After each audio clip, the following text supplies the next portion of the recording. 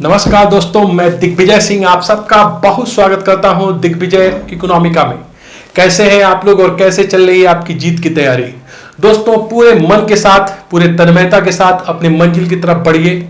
कोई ऐसी मंजिल नहीं है जो आपकी क्षमताओं से बड़ी है, आपके विश्वास से बड़ी है। पूरे विश्वास के साथ जिस मंजिल की तरफ आप लोग अग्रसर हैं, बिना किसी रोक टोक के, बिना रुके चलते रहिए। दौड़ना भी नहीं है, रुकना भी नहीं है, चलते रहिए। मंजिल जरूर मिलेगी, आप उस महान लक्ष्य तक जरूर पहुंचेंगे। दोस्तों, मैं बात कर रहा हूं कैपिटल मार्केट की। आपने देखा कि फाइनेंशियल मार्केट, मनी मार्केट और कैपिटल मार्केट में बटा हुआ है।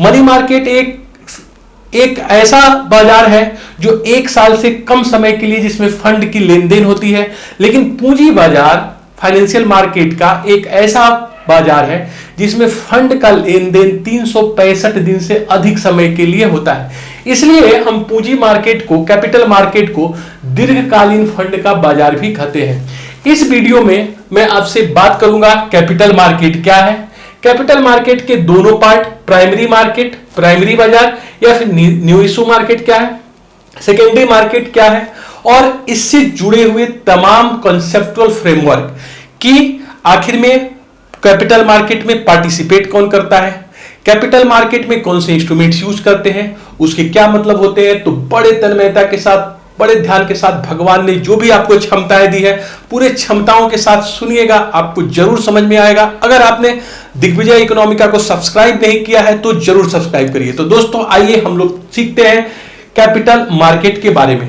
कैपिटल मार्केट फाइनेंशियल मार्केट का एक अत्यंत ही इंपॉर्टेंट भाग है जिसमें फंड का लेन देन 365 दिन से अधिक समय के लिए होता है।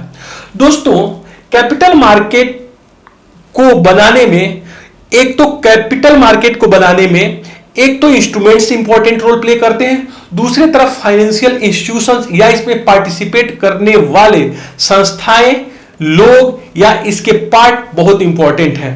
अगर मैं आपसे पूछूं कि कैपिटल मार्केट और मनी मार्केट में अंतर आप किस आधार पे करोगे, जैसे आप कई बार देखिएगा पीसीएस के परीक्षा में, नेट के परीक्षा में और कई बार प्रतियोगी परीक्षाओं में पूछा जाता है कि मनी मार्केट और कैपिटल मार्केट का हम अंतर किस आधार पे कर सकते हैं। देखिए, मनी मार्केट और कैपिटल मार्केट का अंतर आप उसमें भाग लेने वाले संस्थाओं, फाइनेंशियल इंस्टीट्यूशंस के आधार पे या उसमें यूज होने वाले इंस्ट्रूमेंट्स, विलेखों के आधार पे नहीं कर सकते हैं।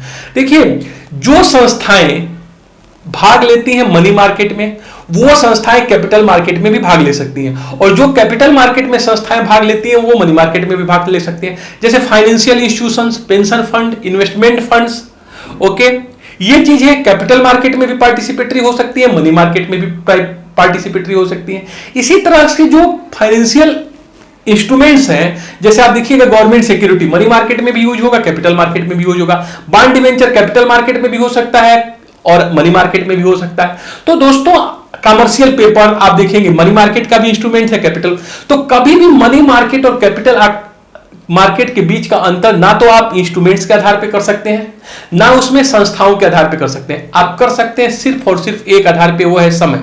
देखिए, पीसीएस में कई बार प्रश्न पूछा जाता है, मनी मार्केट और कैपिटल मार्केट के बीच अंतर हम टर्म के आधार पे कर सकते हैं, समय के आधार पे कर सकते हैं। अगर फंड का लेन देन 365 दिन से कम समय के लिए हो रहा है तो वो मनी मार्केट से संबंधित क्रियाविधि है, लेकिन अगर वो 365 से अधिक दिन के लिए हो रहा है तो ये कैपिटल मार्केट से संबंधित क्रियाविधि है। तो दोस्तों, कैपिटल मार्केट, जैसा कि मैंने बताया कि इसमें भाग लेने वाले इंस्टीट्यूशन, इसमें भाग लेने वाले विलेखों, इंस्ट्रूमेंट्स तथा ये दोनों मार्केट, प्राइमरी मार्केट और सेकेंडरी मार्केट के एक समायोजन के माध्यम से होता है। एक्चुअली इसमें हम ये देखते हैं कि जो फंड सरप्लस एरिया है उससे किस तरीके से फंड का मोबिलाइजेशन, फंड जो है डेफिसिट एरिया में किया जाए। आप जानते हैं कि कुछ लोग ऐसे हैं जहां फंड सरप्लस है, जैसे डोमेस्टिक सेक्टर हो सकता है, कोई इंस्टीट्यूशंस के पास हो सकता है, वो किस तरीके से फंड्स का गतिशीलन हम ऐसे कारपोरेट, ऐसे ऑर्गेनाइजेशन के पास करें जो फंड की डिमांड कर रहे हैं। तो ये जो कैपिटल मार्केट है वो एक ऐसा प्लेटफॉर्म है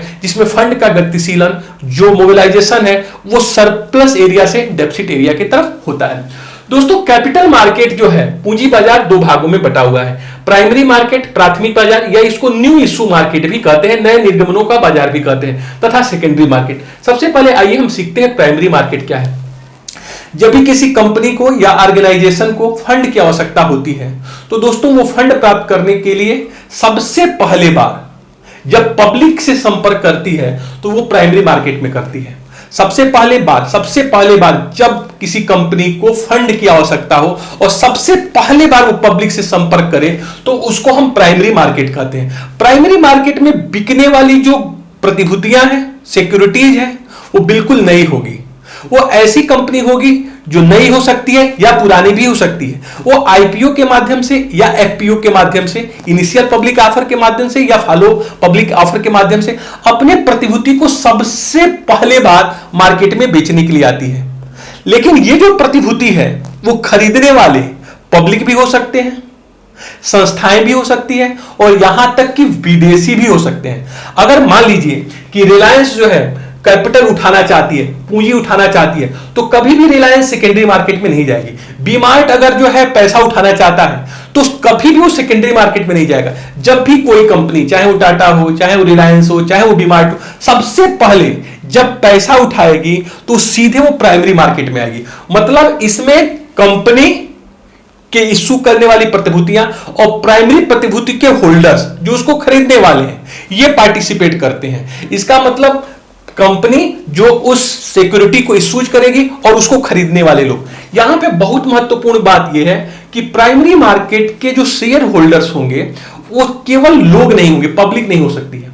देखिए, जैसे मान लीजिए रिलायंस ने कोई सबसे पहले शेयर इश्यू की, तो इसका मतलब नहीं है कि सिर्फ इसे हम खरीद सकते हैं। हमारे अतिरिक्त कोई भारतीय फाइनेंशियल इंस्टीट्यूशंस भी खरीद सकता है, कोई पेंशन फंड भी खरीद सकता है, म्यूचुअल फंड भी खरीद सकता है, यहां तक कि विदेश में स्थित कोई व्यक्ति या फिर विदेश में स्थित कोई जो है इंस्टीट्यूशन, जिसे फॉरेन इंस्टीट्यूशनल इन्वेस्टर्स कहते हैं, वो भी खरीद सकता है रिलायंस के इस शेयर को। तो दोस्तों समझने वाली बात यहां पे ये है कि जो प्राइमरी मार्केट में जब भी कोई कंपनी फंड लेके आती है और फंड निकालना चाहती है, उगाना चाहती है, तो उसके जो होल्डर्स हो सकते हैं, उसको खरीदने वाले हो सकते हैं, वो घरेलू भी हो सकते हैं और विदेशी भी हो सकते हैं। उसे हम खरीद सकते हैं, कोई बैंक खरीद सकता है, कोई फाइनेंशियल इंस्टीट्यूशन खरीद सकता है, म्यूचुअल फंड खरीद सकता है, या फिर फॉरेन इंस्टीट्यूशनल इन्वेस्टर खरीद सकते हैं, या जीडीआर के माध्यम से विदेशी लोग भी इसको खरीद सकते हैं। तो बहुत ध्यान से समझिए कि जो प्राइमरी मार्केट है सिर्फ इसके घरेलू सेक्टर के लोग इसमें पार्टिसिपेटरी नहीं है, विदेश के माध्यम से भी लोग इसमें पार्टिसिपेट कर सकते हैं। दोस्तों इसमें क्या हुआ, प्राइमरी मार्केट में मान लीजिए कि रिलायंस ने 100 करोड़ रुपए का शेयर इशू किया और 100 करोड़ रुपया चैनलाइज कर लिया, मतलब लोगों से, इंस्टीट्यूशन से ले लिया। तो सबसे इंपॉर्टेंट बात यह है कि इसमें कैपिटल फॉर्मेशन हुआ। प्राइमरी मार्केट में कैपिटल फॉर्मेशन क्यों? क्योंकि सीधे सीधे पूंजी पब्लिक से, इंस्टीट्यूशन से या विदेशों से उस कंपनी के पास जाती है और कंपनी उसको फिजिकल एसेट्स के फॉर्म में या प्रोडक्टिव फॉर्म में बदलता है। इसलिए प्राइमरी मार्केट में ही सिर्फ कैपिटल फॉर्मेशन का काम होगा, सेकेंडरी मार्केट में कभी कैपिटल फॉर्मेशन का काम नहीं होगा। जैसे मान लीजिए कि रिलायंस ने शेयर इश्यूज की आईपीओ के माध्यम से प्राइमरी मार्केट में, सबसे पहले वो फंड उगाई और मैंने उसको खरीद लिया। मान लीजिए कि मैंने 50,000 का शेयर खरीद लिया, अब मुझे उस शेयरों को सेल करना है, तो क्या मैं रिलायंस के पास शेयर बेचने जाऊंगा? आंसर है नहीं। अब मुझे सेकेंडरी मार्केट में जाना पड़ेगा। जो कंपनी प्राइमरी मार्केट में सिक्योरिटी को, शेयर को सेल करती है, उसे स्टॉक एक्सचेंज में अब जो नियम है वो 3 दिन के भीतर उसे रजिस्ट्रेशन कराना पड़ेगा और जब वो रजिस्टर्ड हो जाएगी तो उसके शेयर सेकेंडरी मार्केट में सेल और परचेज के लिए अवेलेबल हो जाएंगे। दोस्तों सेकेंडरी मार्केट एक ऐसा मार्केट है जिसमें शेयर को इश्यू करने वाली, सिक्योरिटी को इश्यू करने वाली कंपनी पार्टिसिपेटरी नहीं होगी। बहुत ध्यान से सुनिएगा, सेकेंडरी मार्केट एक ऐसा मार्केट है जिसमें शेयर को इश्यू करने वाली कंपनी, अब रिलायंस देखिए इस पिक्चर के बाद गायब हो जाएगा, यहां रिलायंस नहीं होगा। रिलायंस का काम सिर्फ स्टॉक एक्सचेंज में अपने को जो है रजिस्टर्ड कराना है, उसके बाद सेकेंडरी मार्केट में मैं जो कि रिलायंस का शेयर खरीदा हूं तथा वो लोग जो रिलायंस के शेयर को खरीदना चाहते हैं वो लोग पार्टिसिपेट करेंगे। इसका मतलब सेकेंडरी मार्केट में जो प्राइमरी मार्केट के शेयर इशूड किए जाते हैं उसी का खरीद बिक्री होता है। सेकेंडरी मार्केट का संबंध स्टॉक एक्सचेंज से होता है। इसमें पहले से निर्गमित जो प्रतिभूतियां हैं, शेयर है, उसको खरीद बिक्री होती है। देखिए बहुत क्लियर समझिए कि सेकेंडरी मार्केट में कभी भी कैपिटल फॉर्मेशन नहीं होगा। सेकेंडरी मार्केट में जो लोग शेयर खरीदेंगे वो पैसा सीधे कंपनी के पास नहीं जाएगा। अगर मान लीजिए कि आईपीओ अगर रिलायंस ने किया और न्यू इश्यू मार्केट में 50,000 के शेयर मैंने खरीदे, तो अब मैं शेयर सेकेंडरी मार्केट में स्टॉक एक्सचेंज के माध्यम से उसे मैं बेचूंगा और उसे कोई दूसरा व्यक्ति खरीदेगा। इसका मतलब अगर शेयर की डिमांड बढ़ गई और शेयर का रेट बढ़ गया तो उससे होने वाला प्रॉफिट मुझे मिलेगा, वो रिलायंस के पास नहीं जाएगा। इसका मतलब सेकेंडरी मार्केट में जो प्रॉफिट होगा वो लोगों के बीच में होगा। इसीलिए कहा जाता है कि सेकेंडरी मार्केट में जो लाभ होता है वो कंपनी को नहीं होता है। और यहां भी समझिए, अगर हानि होता है वो भी कंपनी को नहीं होता है, क्योंकि प्राइमरी मार्केट में ही कंपनी पैसा इकट्ठा करती है। सेकेंडरी मार्केट में वो कंपनी कहीं से पार्टिसिपेटरी होती ही नहीं है, इसमें शेयरों की खरीद बिक्री होती है। ये हम लोगों के बीच फंड का ट्रांजैक्शन होता है। ये सिर्फ एक तरीके से फंड का जो है मोबिलिटी है, एक व्यक्ति से दूसरे व्यक्ति के पास जा रहा है फंड, इसमें लाभ या जो शेयर होल्डर है उसको हो रहा है।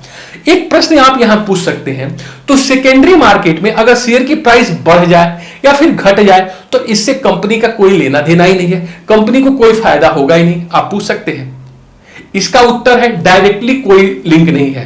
अगर शेयर मार्केट में रिलायंस के शेयरों की कीमत बहुत बढ़ जाए तो इससे डायरेक्ट कंपनी को कोई बेनिफिट नहीं होगा। दूसरी तरफ अगर शेयरों का रेट गिर भी जाए तो बहुत ज्यादा यहां पे सीधे प्रॉब्लमेटिक सिचुएशन में रिलायंस नहीं आएगी। इसमें तो होता क्या है, इनडायरेक्टली असर पड़ेगा रिलायंस के ऊपर। मान लीजिए कि अगर शेयरों की डिमांड बहुत ज्यादा है, अगर बहुत ज्यादा शेयर की डिमांड है और शेयर की प्राइस बढ़ती जा रही है, तो ऐसे जो रिलायंस का मार्केट कैपिटलाइजेशन जिसको हम एम कैप कहते हैं वो बढ़ जाएगा। मार्केट कैपिटलाइजेशन का मतलब होता है कि जितने शेयर आउटस्टैंडिंग है मार्केट में उसमें हम गुणा कर दे रहे हैं जो लास्ट प्राइस है शेयर की उससे।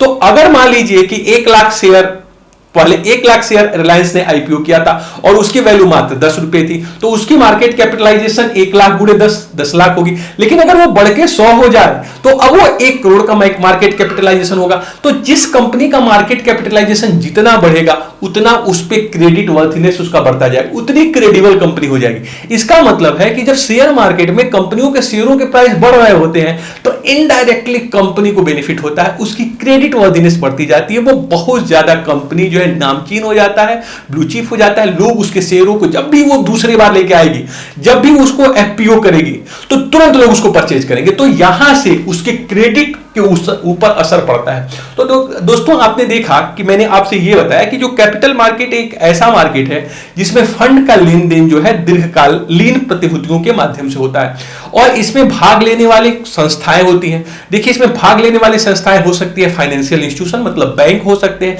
नॉन बैंकिंग फाइनेंशियल कंपनीज हो सकती हैं, पेंशन फंड हो सकते हैं, इन्वेस्टमेंट फंड्स हो सकते हैं, या फिर हो सकते हैं फॉरेन इंस्टीट्यूशनल इन्वेस्टर्स हो सकते हैं। बेसिकली इसमें 3 तरह के सिक्योरिटी के बीच फंड का लेन देन होता है जिसको हम शेयर, बॉन्ड और डिवेंचर कहते हैं। चलिए मैं इस वीडियो में थोड़ा सा आपको परिचय करा दूं इन तीनों इंस्ट्रूमेंट्स के माध्यम के बारे में कि शेयर क्या होते हैं, बॉन्ड क्या होते हैं, डिवेंचर क्या होते हैं। लेकिन मैं एक अलग से वीडियो बनाऊंगा जो आप लोग देखेंगे कि शेयर क्या होते हैं या फिर बॉन्ड और डिवेंचर एक दूसरे से किस तरह से अलग हो सकते हैं।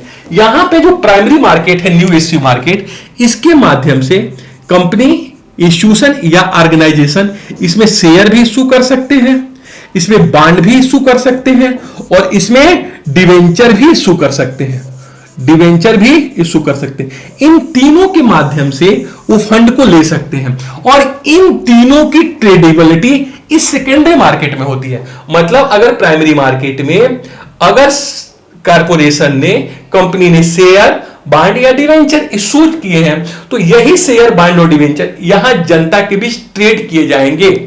दोस्तों अगर मुझे कोई बिजनेस करना है, आइए थोड़ा सा मैं आपको अंतर बता दूं कि शेयर, बॉन्ड और डिवेंचर क्या है, थोड़ा सा, क्योंकि नेक्स्ट वीडियो में मैं पूरा इसको इलेबोरेट करूंगा क्योंकि ये थोड़ा सा कंसर्निंग टॉपिक है, उसमें आप लोग देखिएगा। अगर मुझे बिजनेस करना है, मान लीजिए मैंने कंपनी बनाई और मुझे बिजनेस करना है, तो 2 तरह की चीजें, 2 तरह से मैं बिजनेस कर सकता हूं। एक तो मैं ये कर सकता हूं कि मेरे पास 10 लाख की पूंजी है और आप लोगों से मैं 1-1 लाख रुपया ले लूं और मेरी जो है पूंजी मिलके 50 लाख हो गई।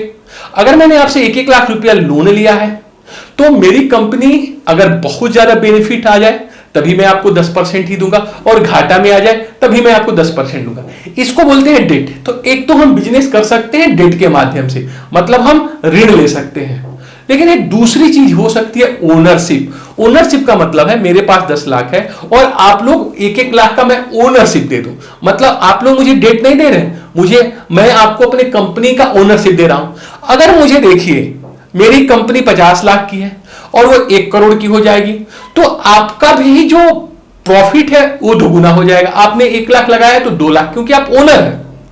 लेकिन अगर 1 लाख रुपया आपने मुझे डेट दिया रहता तो मैं 10% आपको देता, 1 लाख का 1,10,000 देता। इसी तरह देखिए कंपनियों में भी 2 तरह की चीजें हो सकती हैं। कंपनी या तो डेट ले सकती है या फिर ओनरशिप दे सकती है। ओनरशिप के माध्यम से पैसा ले सकती है या ऋण ले सकती है।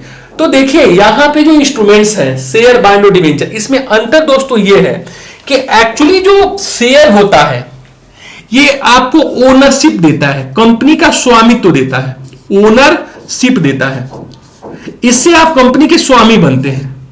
अगर आप शेयर होल्डर्स हैं कंपनी के और कंपनी को लाभ दुगुना हो गया तो आपका भी इन्वेस्टमेंट दुगुना हो जाएगा। अगर कंपनी लॉस में चली जाएगी तो चूंकि आप कंपनी के ओनर हैं इसलिए आपको भी घाटा लगेगा। बॉन्ड और डिवेंचर दोस्तों ये जो है ओनरशिप इंस्ट्रूमेंट ना होके ये डेट इंस्ट्रूमेंट कहे जाते हैं।